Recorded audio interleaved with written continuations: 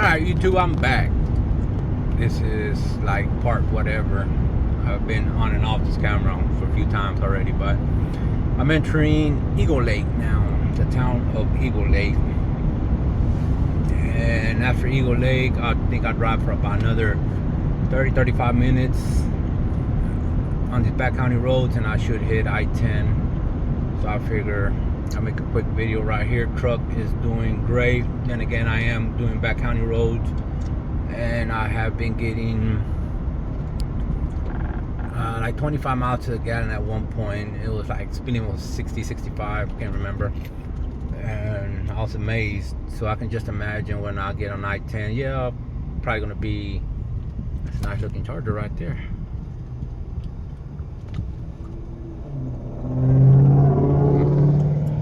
Anyways, so yeah, I can just imagine what I'm gonna get on the interstate, you know, doing 75, other side of San Antonio. Speed limit changes to 80, pretty much all the way to El Paso.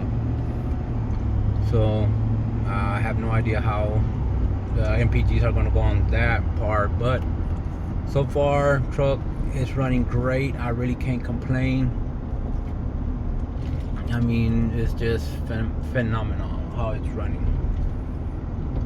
And like I said, if you're ever in the South and you find a Bucky store, go, stop, check it out. There's another Bucky store up ahead right here. And I'm not stopping at that one. I'm stopping at another one further up, about maybe another 2 hours west from here, once I get an I-10. So in a quarter mile, continue straight onto East Main Street. Okay, cool, got you. But yeah, this is the town of Eagle Lake. And I passed here a few times. Had a buddy that owned a store out here, and him and his wife went through a separation. She kept it, and at the end she sold the store. But yeah, continue here's straight onto East Main Street. Bucky's right here. Don't know what diesel prices are, but I have no idea, but there it is. In a quarter mile, turn right onto North McCarty Avenue.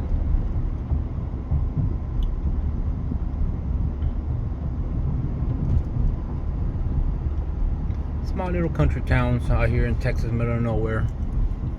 So I mean, take the second right onto North McCarty Avenue. Then after the railroad crossing, turn left. I mean, I can imagine there's probably some good old folks right here. Yeah, old school little truck right there. After the railroad crossing, turn left.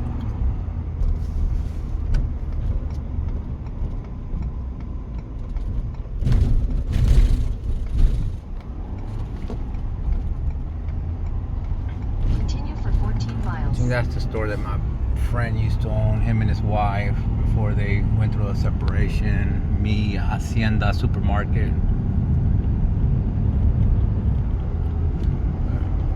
Yeah, I got another 14 miles straight, and then I get on I-10.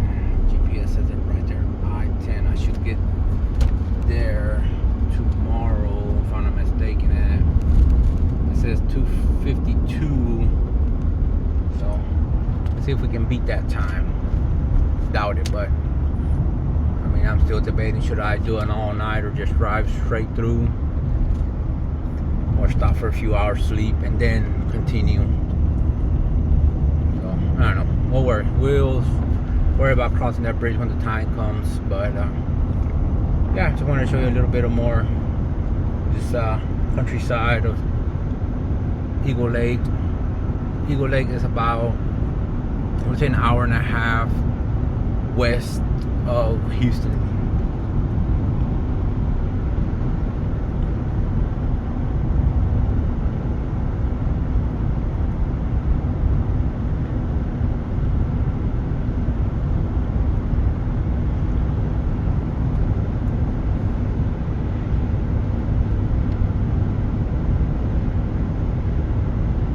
Well, I'll pick right up right before I get onto I-10. I'll see you on a little bit, guys.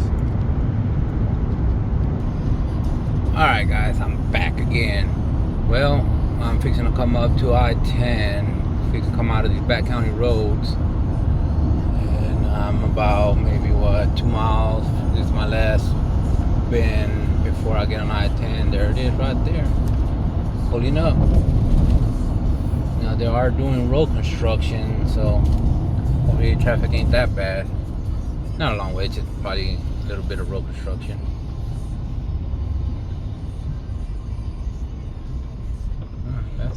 They just built that store, I guess. I don't remember that store. But like I said, I haven't been in this side of town in God knows how long. So that's I-10 going to Houston. That's I-10 going westbound. San Antonio, El Paso, and all that. So once I get on I-10, I honestly don't get off of it until I get into LA. Head, I think, on 5 northbound towards San Francisco. So pretty much a straight shot for me after that. But I'm averaging right now, it's sorry about my voice, just broke out like that. Hey, 23.2 miles to the gallon. So once I get on the interstate right here and I keep a steady speed, hopefully it goes up and not down on the speed. I mean on the MPGs. See how this goes. And this is not the interstate, that's the interstate. I'm trying to get on it. Let me get out of this construction site area and I'll get back with y'all. Alright, so we're getting back onto I-10 now. Here we go. I-10 bound, here we go. Semi, pass me up. There we go. Come on, buddy. And then I get to come over. 86 miles. 86 miles. And I am officially on I-10 for the next 24, 5, maybe 3 hours, something like that. It's a long drive, but might not be 20, yeah, I think it might be about 24 hours, so. But here I am, I-10, westbound. For people that are wondering how it looks like over here in Texas, they got their nice parts, country parts, and of course it has its bad parts you don't want to be at, but so far, pretty nice.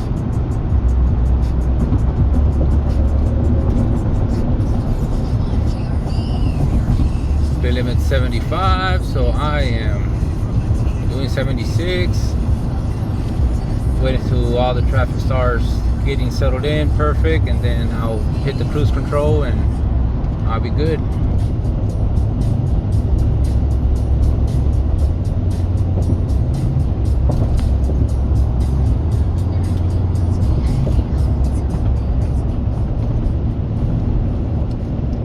I don't know, I used to know all the radio stations out here. I have no idea what radio stations are what now, so you caught me going through stations, and that's why I stopped when I was searching for a good station once.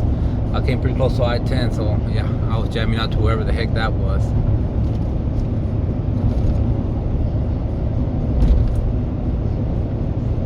I was going to take a different route back home to California. I was going to go north, 45 north towards Dallas, Texas, and then get on, once I got into Dallas, go west on 287,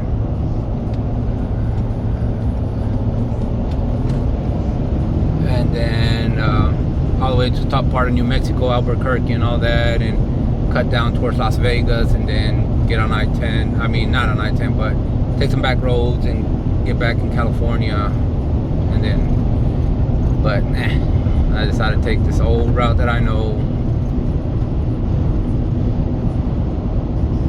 This truck does not feel like I'm doing 85 miles an hour, but then again, it is quiet. It's not deleted like my old one that you can really hear it. You can hear the turbo and everything whistling with the 5-inch exhaust. This is 100% bone stock, nothing nothing done to it.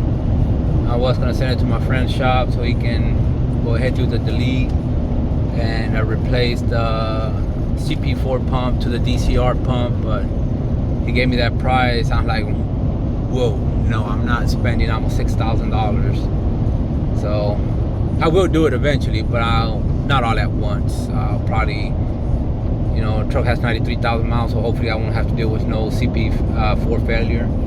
So I'll probably go ahead and just delete it for now and put the 5 on the fly, and then later on in the future probably install the the DCR pump. But I might probably put the SNS disaster prevention kit on it, so I don't have to worry about that. And because the CP does go out, I don't have to worry about it. It get caught right there in the filter. So, but yeah, this is where I'm at right now. I still got one day and 2 hours left to go. I'll hit my cruise control right now, and I am good. And let's see what kind of MPGs it gives me in a little bit. There are a lot of rolling hills out here, so it's going to be kind of hard to give me a good, proper, accurate reading, but it'll give me something. I was just going to wait for a little bit.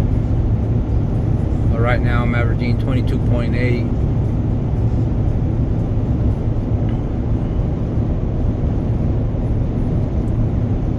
San Antonio, 123 miles. So yeah.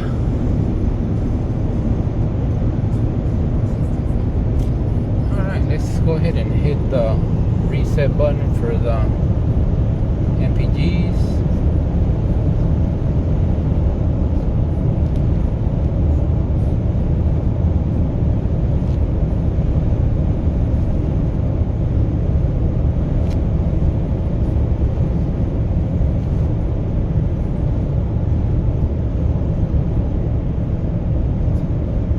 There you go, 18.9, going up, so not bad. But then again, like I said, there are a lot of rolling hills up here, so saying 21.1. So better get off the left lane and move over to the right and stop hogging it, even though there's barely cars fixing to come up next to me. But yeah, let them pass by.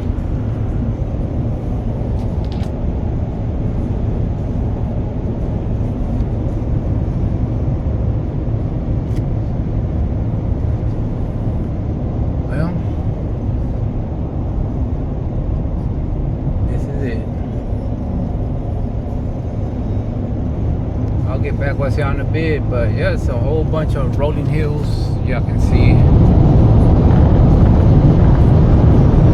I think it won't focus, but yeah.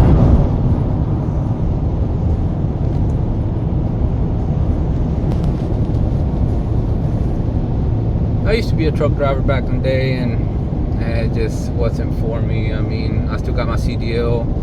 I mean, I do fall back on truck driving. I am originally a refinery worker for 20 years almost. I chased turnarounds, like from one company to another, state to state, coast to coast. You know, I will be there. I chased the money, and finally I got me a good gig in California.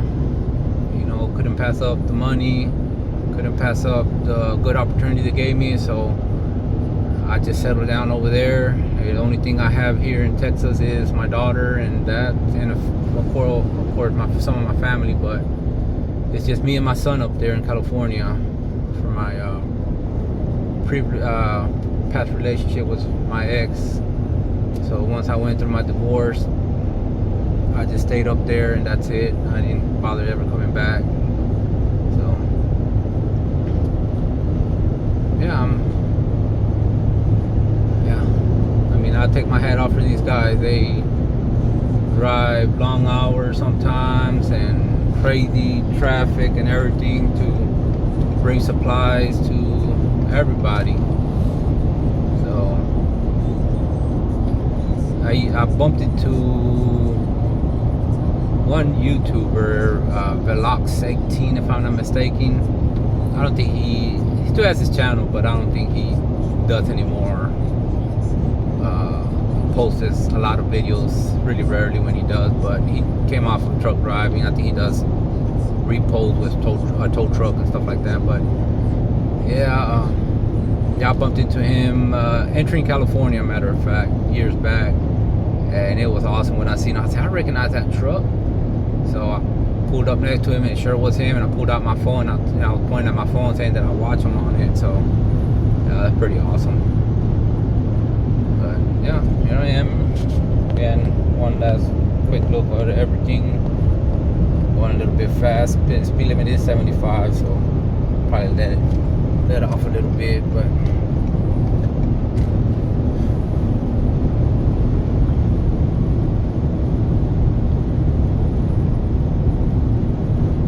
matter of fact, Hennessy has their shop, but actually it's going back where I came out of. If you, instead of turning towards heading towards over here where I'm going westbound, if you head back going into Houston, I think about 30 minutes getting into I-10. His shop is right off the interstate. Hennessy. It used to be an old drag strip. I remember years back I used to go with a friend of mine, may he rest in peace. He used to run his car out there, and next thing I knew, Hennessy bought it, so they shut the track down for the public, and he says it's his own track now. So yeah, I was thinking about just shipping this truck on a 18-wheeler and getting it over there, but man, $1,300-$1,400. I'm like, man, that's quite a bit of money. You know, so far I think I just filled up my 60 gallons, had a little under half a tank. I think I put like $86 to top it off, and my plane ticket to fly to Houston was, I want to say $380. So $380 plus the $85 that I spent out here. I mean, that I spent for fuel. And I'm assuming I should stop one more time where I top both the tanks, and I'm looking at about another maybe to fill up both of them, probably at $200. So I'll be about what, maybe about close to $600 if I'm not mistaken, and I can make it all the way back home to California with that second, when I do my other stop. So I didn't see no point of you know, paying a transporter when I could just fly down and pick it up and try to talk to my daughter. I did see her, but it didn't go as what I had in mind planned, so it's all right. Maybe next time. But all right, guys, I'll stop this video and I'll pick right back up. I think I'll pick back up at Buc-ee's, because I gotta stop there to get some things for my fiance. And then she asked me, like, bring me some things from Buc-ee's. I should have never told her about Buc-ee's, because one time that I flew down, I brought her some things, and she fell in love with it. She's like, bring me some chips, bring me this, bring me that. So I'm like, okay. And my stepdaughter, the same thing, like, yeah, bring me this and bring me that. And I'm like, holy crap, you know. Instead of just going in and getting me a bag of chips, now I'm walking out with like 4 or 5 bags and $100 later, you know. So no. But yeah, I'll stop at Buc-ee's. I'll pick back up over there, and I will, you know, do a walk around on the truck so I can see how everything going, and I'll try to do a walk around the Buc-ee's inside the store. All right, guys. See you in a bit.